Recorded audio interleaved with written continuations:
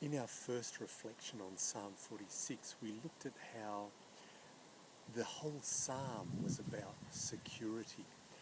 We also talked about how, for the people of those days, they often thought of mountains as representing the most stable and secure earthly thing, and they thought of the sea and the ocean waves as representing insecurity and disorder and chaos and something to be afraid of. Now we're going to have a look at the content of Psalm 46 this time and think about the contrast that the writer draws between the security of this world and the insecurity of this world, and contrasted to that, the security that God has to offer. And the writer starts off by saying, God is our refuge and strength, an ever-present help in trouble. Right up front he's saying where our security lies. He goes on to say in verse 2, therefore we will not fear, though the earth give way and the mountains fall into the heart of the sea, though its waters roar and foam and the mountains quake with their surging. What he's saying is, although those things which are representative of the most secure, the greatest security that this world has to offer, although they might descend into a state of chaos and be even overwhelmed and shaken to the core by insecurity, in spite of that, God is our refuge. He is our strength. And then he goes on into a change of pace in verse 4. You can feel the psalm slowing down. He says in verse 4, there is a river whose streams make glad the city of God, the holy place where the Most High dwells. God is within her. She will not fall. God will help her at break of day. He changes from the picture of a violent, storm-tossed sea to a river whose streams make glad the city of God.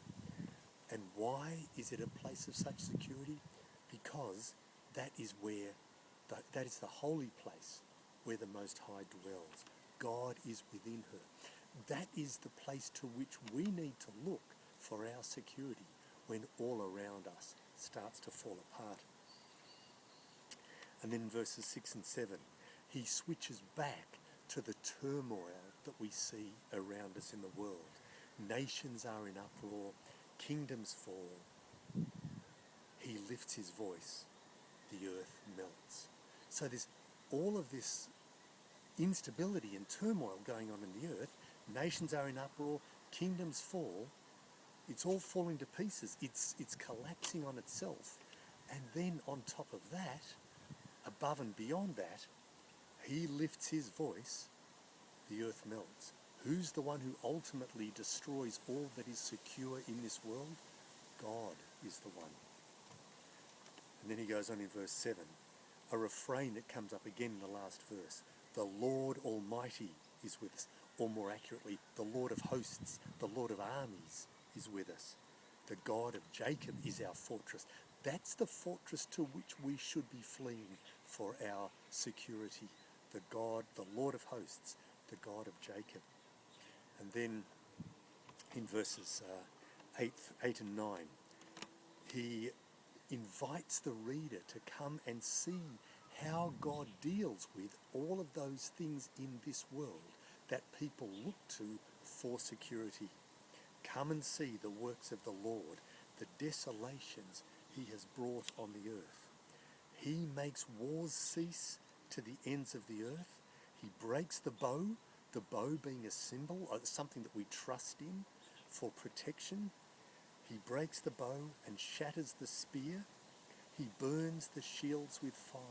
All those things that mankind looks toward in this world for military security and ultimately for all of our security, God just breaks them. He is the one who rules over and above everything towards which we look for security.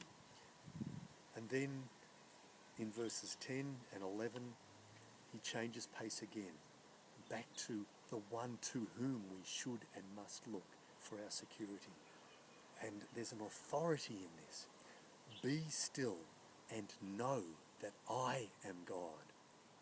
I will be exalted among the nations. I will be exalted in the earth. Can you feel that sense of power, of who is in control, of the one to whom we must ultimately look for all of our security? And then in that last verse he repeats that refrain.